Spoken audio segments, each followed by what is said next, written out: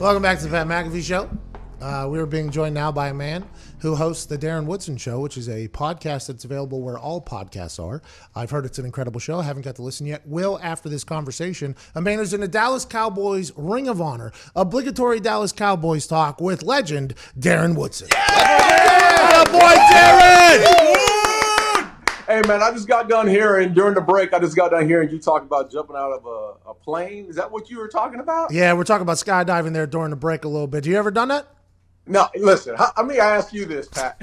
How many black folks have ever jumped out of a plane? I would like to know the numbers. I bet you I can count them on one hand. So there are some notoriously Caucasian activities. Skydiving is one of them. Shark Week is just a different group of white people jumping into water with sharks every 30. Week, for sure. All white people at that particular time.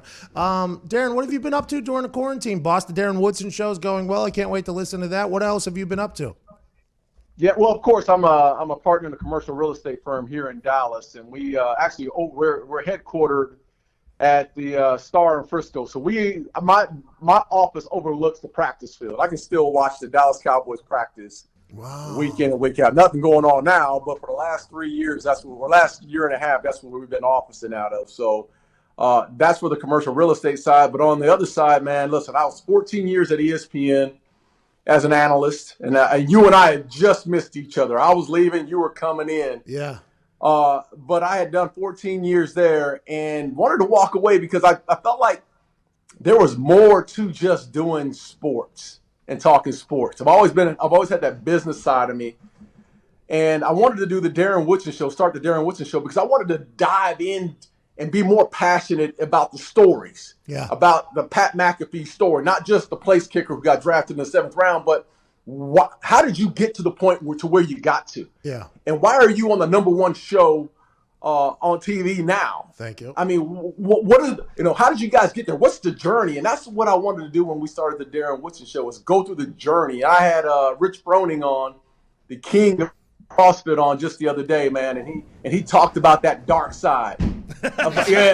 Yes. Yeah, he talked about when you get there, you can't feel your legs and you can't feel your arms, and he goes to this dark side of himself that pushes him through. And that's the stories you want to hear. And that's what I'm so passionate about. What year at ESPN were you like, you know what, I kind of want to dive deeper into this type of thing? Was it there towards the end, or was it like halfway through? You're like, I'm enjoying halfway, this. Because you know how on ESPN is, you sit there and you do a 2-minute interview, and then whoever that is Peyton Manning's gone. You do 2 minutes and he's gone. He's out. So you don't really get to know who Peyton Manning is.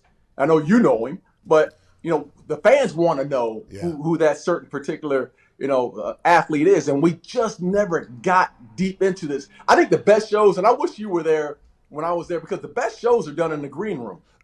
Hey, good time in the green room. Now, me and Rex Ryan used to have a blast. And Damian Woody. Imagine Rex in the green room. Oh, yeah. Yeah, but you want to get to hear stories. That's where you hear the real, true stories of how coaches had different outlooks. Like Herm Edwards and I would be in the green room for hours, and he would just in depth talk about his philosophy and how he would approach players, and those stories. Those are the stories I want to hear, man, and that's the deep dive I want to get into. That's awesome. That's the internet, by the way. That's the new form of conversation that people are interested. That's why podcasts have taken off. That's why YouTube's taken off. That's why the old form of media is kind of dying. I don't want to say that out loud, but I mean, it's real.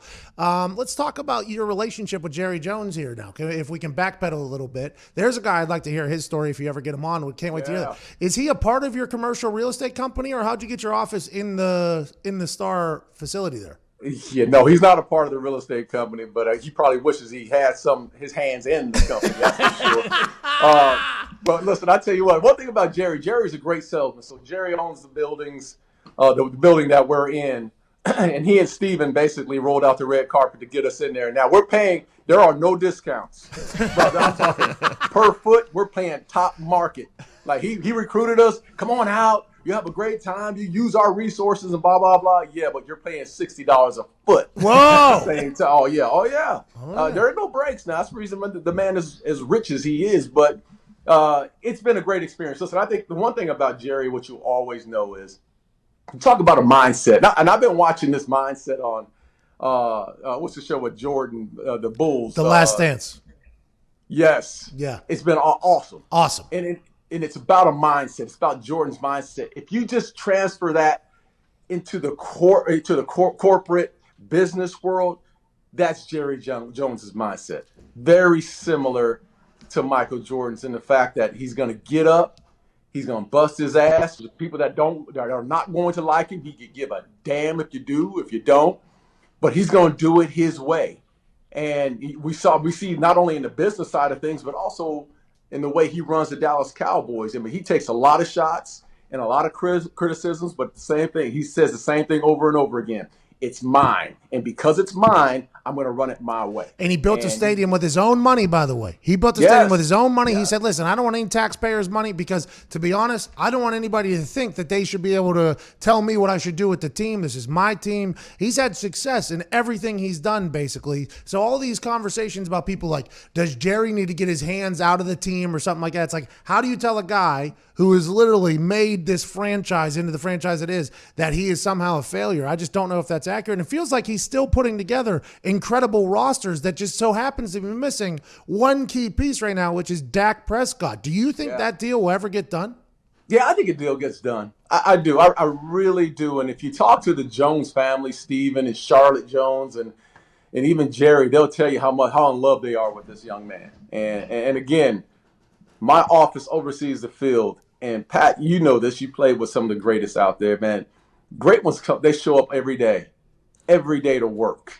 And I've seen Dak Prescott looking out my window in June with the fifth guy, one of the special teams players who's running routes out there by himself at 2:00 in the afternoon. He'd already done his early morning workout, comes back out and throws balls. And you just see this guy, his work ethic is tremendous. His leadership skills within the locker room are, he came in his rookie year and they called him a leader. And you've seen this guy continue to grow and mature as a player, and the Jones family definitely respects it. Listen, I was there when Troy Aikman retired. We went through quarterback purgatory. We couldn't find shit, dog. I'm telling you, it was hard as hell to bring in a quarterback. The quarterbacks were terrible at that time after Troy left. And then Romo came in, years later. But we went through 4 or 5 years where we just didn't have a guy at that position. And the Joneses have been there. And that's what surprises me about this situation is they've been there before. Why not solidify it? You know who the guy is.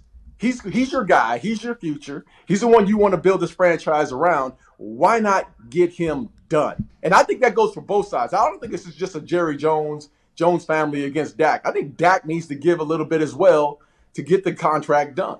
That's interesting because I have a couple questions. How many other offices can just look into the practice field? Are you the only one, or is there like No, there's a whole there's Dr. Pepper is building a building right across. So you know how Jerry is. It's all about corporate, bro. It's all about the dollar.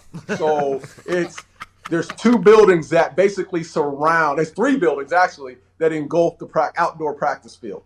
So it's not only my business, but there's, I don't know, maybe 30, 40 other businesses that can oversee the practice field. You can't work on anything then out in that practice field because you're going to get got by the modern technology. If you're just working on something and it looks terrible, it's like, Dak was working. Yeah. This ain't it. Belichick has an office. Yeah, that's what I don't know. Hey, by the way, if you're getting paid, you know why the Cowboys probably don't win any games? All you need is one turncoat in that damn business, any of those businesses to film. Yeah. You look right down on it, man. But hey, listen, they go inside and outside. Yeah. Of course. Why do you think? So you just said that you think Dak also has to give in a look. Because in business, by the way, you're not going to get everything you want. They're not going to get everything they want. It's a figure out how to meet in the middle. As soon as he signed that agent, I guess that is known for just getting the maximum dollar possible. I think everybody knew that it was a potential fight coming up. I don't think any of us expected it to last this long. And then they sign Andy Dalton, obviously, for $3 million. Yeah. The whole conversation starts like, why are they signing all these people other than Dak? You ultimately believe, as somebody who has been there, done that, knows Jerry, knows Dak, you think this deal is 100% getting done? I think this deal is 100% getting done. And I think that, when you look at this, again, looking at this organization, they know who their leader is. And I get it. Andy Dalton's a very good quarterback. Okay. But Andy Dalton's not going to be the future of this organization. It's about Dak. And you talk to everyone, Tyron Smith and Zach Martin and that offensive line, they'll tell you who the true leader is of that organization. I just think that there's going to be a point this year in the next couple of months where this deal gets done, and it's Jerry who's going to pull the trigger. Ladies and gentlemen, Darren Woodson of the Darren Woodson Show. Incredible conversation. I'm going to listen to it on my way home. I cannot wait. You said you talked to a guy named Tyler. Who's the Tyler you talked to? Tyler Klutz. You talking about Tyler on my podcast? Yeah, I saw you record a promo for it. And I'm like, all right, I'm going to listen to this one. Okay, so it's three of us. It's Tyler Klutz, who former player for the Dallas Cowboys. He played a couple years with the Cowboys, played 7 years in the league. He's in the real estate firm that we all work in the same real estate firm. So it's Tyler Klutz and I. Ben Gibbs is another one who played at ACU at Abilene Christian, didn't get out into the league. Talented guy, tight end. But it's all three of us, man. And, what brought us together was the transition that we've all had to make to the business world. And because we had to go through this transition, and there's so many players, I know you probably had to go through it too, Pat, when your time was up and football didn't want you anymore, you had to make this transition. And three of us have talked every day about in that commercial real estate firm and at ESRP. We talk every day about making that transition and how hard it was and how many people helped us through that process. And that's what the Darren Woodson Show is all about, man. It's about making the transition, getting to know other people in other verticals, not just the sports world. We're interviewing people, CEOs, doctors, attorneys, and all. And that's one of the things that I needed to do. I think that's where my passion is. You can probably hear it in my voice. Yeah. The passion is hearing interesting stories, hearing people that have had these road bumps, have hit these road bumps, found a way to get their ass up after getting hit in the mouth. Oh, yeah. Got back up and got going. And that's the stories that everyone wants to hear. That's the story I needed to hear. Hey, amen. I can't wait to listen to those. You guys are owning malls down there? You own malls? Is that what you were doing? No. You talking about the commercial real estate side? Oh, yeah. No. We are what we call it a tenant rep firm. We represent, if you're looking for office space, if you're looking for industrial space, here we go. We represent you. Hey, okay, ladies and gentlemen, Cowboys Ring of Honor member and Businessman podcast host Darren Woodson. Thank you, buddy. Thanks, Pat. Appreciate it, brother. Oh, that was awesome.